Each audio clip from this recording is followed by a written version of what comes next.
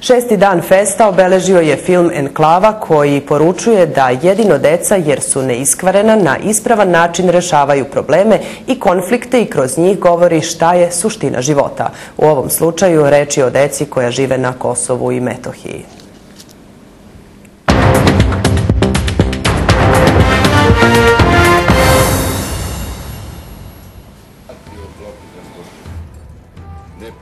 U velikoj dvorani Sava centra večeras je premijerno prikazan domaći film Enklava reditelja Gorana Radovanovića u okviru 43. festa. Tema filma je život Srba u malim izolovanim zajednicama, enklavama na Kosovu i Metohiji.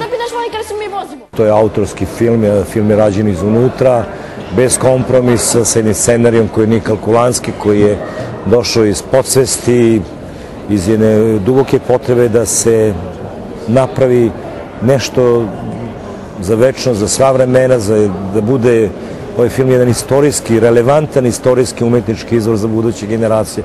Pored Nebojše Glogovca, Anice Dobre, Nenada Jezdića i Miodraga Krivokapića, glavne uloge tumače i 4 dečaka sa Kosova i Metohije.